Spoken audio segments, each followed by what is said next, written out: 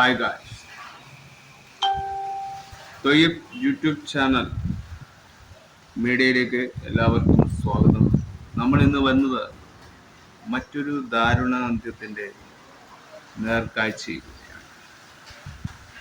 ഷഹബാസിനെ മർദ്ദിച്ച് നഞ്ചക് ഉപയോഗിച്ച് 5 വിദ്യാർത്ഥികൾക്കെതിരെ കൊലക്കുറ്റം ചുമത്തി. ഷഹബാസ് എന്ന് പറയുന്ന വ്യക്തി മരണപ്പെട്ടിരിക്കുന്നു. കോഴിക്കോട് താമരശ്ശേരി വിദ്യാർത്ഥിയാണ്. സംഘർഷത്തിന് 10ാം ക്ലാസ്സുകാരൻ മരണപ്പെട്ട കേസിൽ 5 വിദ്യാർത്ഥികൾ പോലീസ് കൊലക്കുറ്റം ചുമത്തി. നെഞ്ചക് അടക്കമുള്ള ആയുധങ്ങൾ ഉപയോഗിച്ചാണ് വിദ്യാർത്ഥികൾ പരസ്പരം ആക്രമിച്ചത്.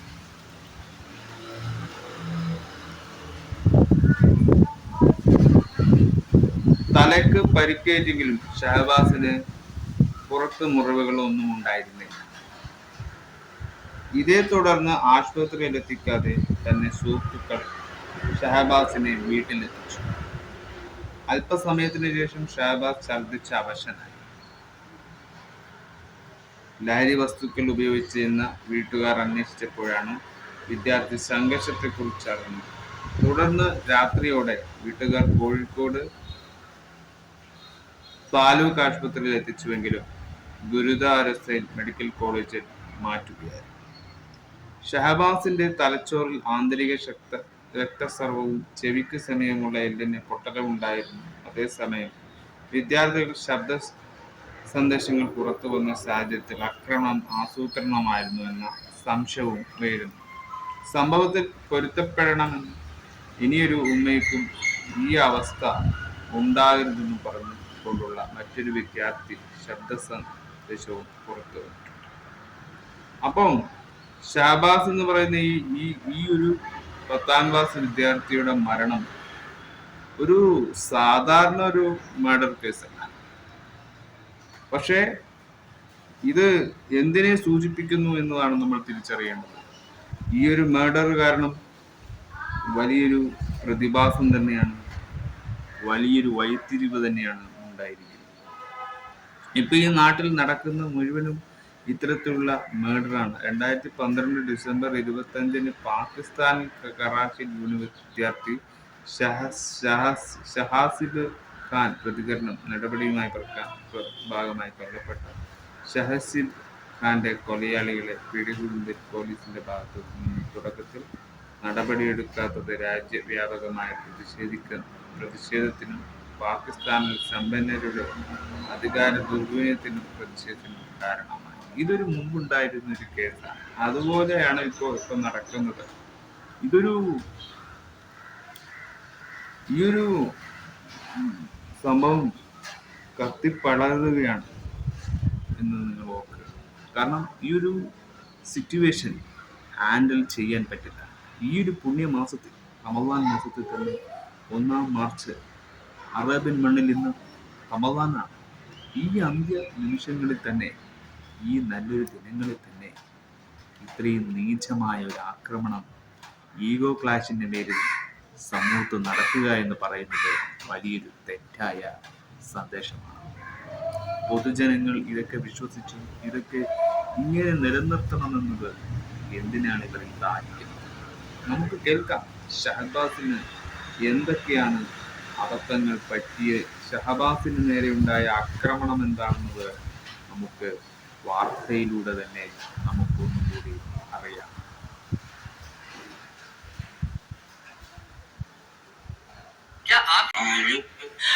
ഇപ്പോൾ ഷഹബാസിന്റെ വീട്ടിൽ നിന്ന് ദൃശ്യ പുതിയടുത്ത് ചേരുന്നുണ്ട്. ദൃശ്യ, നേരത്തെ തന്നെ നമ്മൾ അവിടെ നിന്ന് ആളുകളോടൊക്കെ സംസാരിച്ചതാണ്. അത് എത്രത്തോളം പ്രിയപ്പെട്ട ആളായിരുന്നു എന്നൊക്കെയുള്ളത്. യെസ്, അവിടെ നിന്ന് ആളുകൾ ഷഹബാസിനെ കുറിച്ച് പറഞ്ഞ കാര്യങ്ങൾ, ഷഹബാസിന്റെ കൂട്ടുകാരുണ്ട്, അയൽവാസികളുണ്ട്, ഇവരെല്ലാം ഷഹബാസിനെ കുറിച്ച് രാവിലെ ഞങ്ങളോട് സംസാരിച്ചിരുന്നു. ആ പ്രതികരണങ്ങളിലേക്ക്. നല്ല കമ്പനിയായിരുന്നു, ഇവിടെ വന്നിട്ട് 2 വർഷമായിട്ടാണ്. ഇതിന് മുമ്പ് ഇവിടെ കുറെ ഫ്ലാറ്റുകളൊക്കെ ആയിരുന്നു. അപ്പോൾ ഞങ്ങൾക്കാർക്കും അങ്ങനെ വലിച്ചാലും 2.5 കൊല്ലമായിട്ട് ഇവിടെ വന്നപ്പോൾ മുതൽ എൻ്റെ ഒക്കെ ബേക്കത് എൻ്റെ പേര് തന്നെയാണ് അധികം ഉണ്ടാവല്. ഞാൻ മുമ്പ് കേട്ടിലൊക്കെ പോകുമ്പോൾ എൻ്റെ പേര് ഉണ്ടാവേണ്ടതിന് ഇപ്പോഴും കളിക്കാൻ പോവാണെങ്കിലൊക്കെ ഞങ്ങളെ പേരും എപ്പോഴും ഞങ്ങളപ്പോൾ തന്നെ ഉണ്ടാകും. കൊല്ലം പിന്നെ 10ാം ക്ലാസ് ആയതിനു ശേഷം കുറച്ച് ഒതുങ്ങി വീട്ടിൽ തന്നെ പഠിക്കല് വീട്ടിൽ തന്നെ കാര്യമായിട്ട്. ഇപ്പൊ കളിക്കാനൊന്നും ഞങ്ങളങ്ങനെ കിട്ടല്ല. അപ്പൊ അങ്ങനെ എപ്പോഴേലൊക്കെ കാണുമ്പോൾ അങ്ങനെ പറയാം തല്ലൊന്നും ഇതിൽ പോയിട്ട് ഞങ്ങളാരും കേട്ടിട്ടന്നല്ല ഇങ്ങനെ തല്ലിനൊക്കെ പോകേണ്ടിയത്. പക്ഷെ കൊണ്ട് ഇതിലൊന്നല്ല പഠിക്കുന്നു, നമ്മുടെ ഗുരുവയ്യലങ്ങനെ പഠിക്കുന്നു. നല്ലൊരു മോനും നിഷ്കളങ്കനായ ഒരു മോനും പഠിപ്പിക്കാണെങ്കിൽ വേണ്ടാത്തൊരു ചീത്ത സ്വഭാവങ്ങളില്ലാത്തൊരു കുട്ടിയാണ്. കാരണം എന്ന് വെച്ചാല് 4 ആൺകുട്ടികളാണ്, അതിൽ മൂത്തവനാണ്. ഇവന് 16 വയസ്സായി. ചെറിയ കുട്ടികളെ ബാക്കിയുള്ളതൊക്കെ 5 വയസ്സ് 4 വയസ്സ് 2 വയസ്സുള്ള കുട്ടികളെ ബാക്കി താഴെയുള്ളത്. ഇവര് ഒരുപാട് വർഷം ഗൾഫിലായിരുന്നു. അവിടുന്ന് വന്നു. പിന്നെ വീടിന്റെ പണി തുടങ്ങിക്കൊണ്ടിരിക്കുകയാണ്. പൂർത്തീകരിക്കാൻ അവർക്ക് സാമ്പത്തിക ശേഷി കൊണ്ട് നടന്നില്ല. എന്നാലും അയാൾ നല്ലോണം അധ്വാനിച്ച് അവരെ ഉപ്പ കുട്ടികളെ നല്ലോണം നല്ല കോളേജ് നല്ല സ്കൂളൊക്കെ വട്ടോളി MG സ്കൂളിലാണ് ചേർത്തിയത്. മോനൊരു ഭാവി ഉണ്ടായാൽ തന്നെ അവർക്ക് രക്ഷപ്പെടാതെയോ എന്നുള്ള ചിന്തയിൽ മാത്രമാണ് അവന് MJ സ്കൂളിൽ കൊണ്ട് ചേർത്തിയത്. പഠിക്കുകയും നല്ല സ്വഭാവം. എന്റെ ഫോൺ കേട് വന്നാലൊക്കെ നന്നാക്കുന്ന അവനാണ്. ഏത് സമയം രാത്രി 12-1 മണി ആയാലും അവന് എവിടെയും പോയി തിരിച്ചു വരികയാണെങ്കിൽ വന്നിട്ട് അവന് നന്നായിട്ട് തരികയില്ല. ഞാൻ എന്റെ ഫോൺ കടയിൽ കൊടുക്കലെന്നല്ല. അപ്പൊ ഓടി വന്ന് കണ്ട് ഇപ്പൊ ഓളം എന്നെ കണ്ടപ്പോ എന്നെ കണ്ടപ്പോഴും ചോദിച്ചതാ, ചേച്ചി നിങ്ങളെ ഫോണ് നന്നാക്കാൻ ഇനി ആരാളുള്ളത് എന്ന് എന്നോട് ചോദിച്ചത്. അപ്പൊ ഞാൻ പൊട്ടി തകർന്നു. കാരണം എന്താ വെച്ചാൽ അത്ര ഒന്നുമില്ല, ലഹരിയോ അല്ലെങ്കിൽ കൂട്ടുകെട്ടോ വേണ്ടാത്തൊരു കൂട്ടുകെട്ടോ ഒന്നുമില്ല. കുറച്ച് ഫ്രണ്ട്സ് ഉണ്ട്, ഒരു നല്ല കുട്ടികളാണ്. അങ്ങനെയാണ് ഇവിടെ ജീവിക്കുന്നത്. പിന്നെ അവരാണെങ്കിൽ ഉപ്പയാണെങ്കിൽ പുറത്തേക്കൊന്നും വിടൂല. കാരണം എന്താണെന്നറിയാം, കുട്ടികൾ കേട് വന്നു പോയത് എന്നുള്ളൊരു ചിന്ത മാത്രമേ ഉള്ള ഉപ്പയ്ക്ക്. അതാണ് അങ്ങനെയാണ് വളർത്തിക്കൊണ്ടുപോയിരുന്നത്. ഇതൊക്കെയാണ് ഷഹബാസിന്റെ അയൽക്കാർക്കും കൂട്ടുകാർക്കും ഒക്കെ പറയാനുള്ളത്. ദൃശ്യ പുതിയടുത്ത് ചുങ്കത്ത് നിന്ന് ഷഹബാസിന്റെ വീടിന്റെ അടുത്ത് നിന്ന് ചേരുന്നുണ്ട്. ദൃശ്യ, ഇത്ര മാത്രം നമുക്ക് പറയണം. അപ്പം ഈ ഒരു ദാരുണമെങ്കിൽ പകലോളം പുലർച്ചെ നടന്നിരിക്കുന്ന ഈ ഒരു മേഡറിനെ കുറിച്ച് നമുക്ക് കാര്യമായിട്ടൊന്നും അറിയില്ലെങ്കിലും ഷഹബാസ് എന്ന വ്യക്തി മരണപ്പെട്ടതിനൊക്കെ കൃത്യമാണ് ആ ഒരു വിദ്യാർത്ഥിയും ഇതിൽ പറഞ്ഞിട്ടുണ്ട്.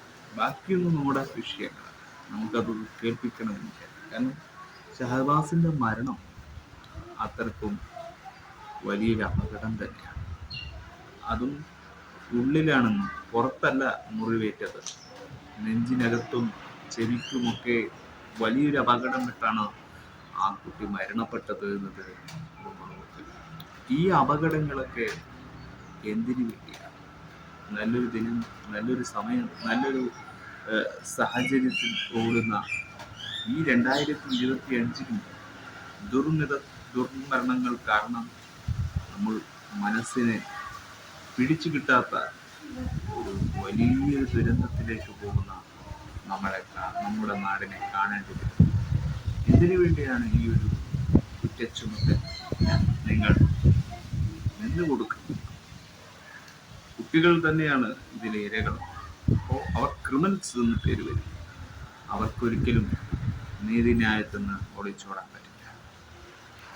ഒരുപാട് ന്യൂസുകൾ കേട്ടു, പക്ഷേ കാര്യമില്ല. ഈ ഒരു സംഭവം നടന്നു. അവൻ ആ ഒരു സംഭവം ഒത്തുതീർപ്പാക്കാൻ പോലും അവൻ ഇനിയില്ല എന്ന് ഓർത്തുകൊണ്ട് തന്നെ ഇത്തരത്തിലുള്ള കാര്യങ്ങൾ ചെയ്യുമ്പോൾ ഓരോ വ്യക്തികൾ ഓർക്കുക, ഉണ്ടായാലേ നഷ്ടങ്ങൾക്ക് പ്രതീകമായി എന്തെങ്കിലും ചെയ്യാൻ പറ്റും. ജീവിതം ഇങ്ങനെയാണ്. ഒന്നിനെയും ടേക്ക് കെയർ ചെയ്യുന്നു. എന്തുകൊണ്ട് ഈ നാടിന് ഇങ്ങനെ സംഭവിക്കുന്നു എന്ന ചോദ്യത്തിന് ഒരു ഉത്തരവേ ഉള്ളൂ: നമ്മുടെ സംസ്കാരം. റീസെൻ്റ്ലി നമുക്കുണ്ടാകേണ്ട പക്വത അത് നമുക്കില്ല. സമൂഹത്തിൽ ഉണ്ടോ എന്ന് ചോദിക്കുമ്പോൾ ഉണ്ട് എന്ന് പറയുന്ന മനുഷ്യരാണ്. പക്ഷെ അത് കുറ്റമാണ്. പക്ഷേ ഇല്ലാത്തതുണ്ട് ഉണ്ടെന്നും പറഞ്ഞത്. പക്ഷെ ഈ ഒരു കുറ്റം ആരാണ്? ഇത് ചൈൽഡ്ഹുഡ് കേസ് തന്നെയാണ്. പക്ഷെ ഈഗോ ക്ലാഷും ഒക്കെ കാരണം മനുഷ്യൻ ഭ്രാന്തെടുത്ത അവൻ്റെ ഉള്ളിൽ വിഷം കുത്തുന്നു. അവനൊരു ചോര പോലും പൊടിയാതെ അവൻ ആക്രമസക്തനാണ്. ഇങ്ങനെ ഒരു വിധത്തിലാണ് മനുഷ്യർ ഓരോ ഹാബിറ്റിൽ കുടിയിറങ്ങിയ വിഭാഗത്തിൽപ്പെട്ടവരാണ് മനുഷ്യർ. അവർക്ക് ഇനി എന്ത് ആ ഇതിഹാസങ്ങളിൽ നിന്ന് പുറത്തിറങ്ങാൻ അവർക്ക് ഒരുപാട് സമയമെടുക്കും.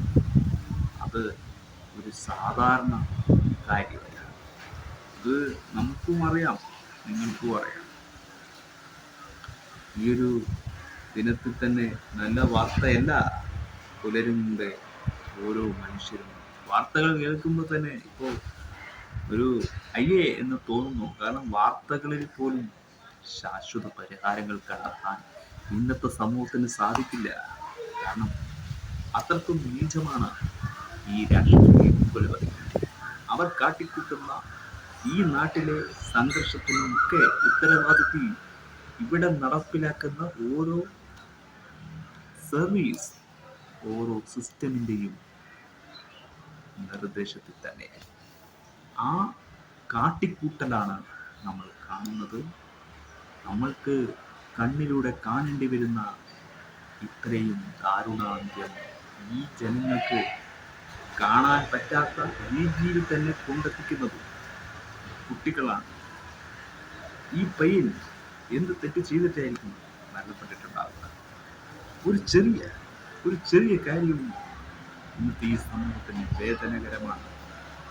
അപ്പോ എത്ര കഷ്ടപ്പെട്ടു വരുന്ന അവർ എത്ര പ്രാവശ്യം ജീവിതം ഇല്ലായ്മ ചെയ്യേണ്ടി. അങ്ങനെയാണ് ഈ സമൂഹത്തിന്റെ പോക്ക്. അത് കാണാത്തവരാണെന്ന് നമ്മുടെ രാജ്യം. ഇന്ന് കണ്ണുനീര്, നാളിത് മറന്നു, നാളിതിനെ ഓർക്കാൻ പോലും അവർക്ക് ഇഷ്ടമാവില്ല. ഇതും കടന്നു പോകും എന്ന് തന്നെയാണ് എനിക്ക് പറയാനുള്ളത്.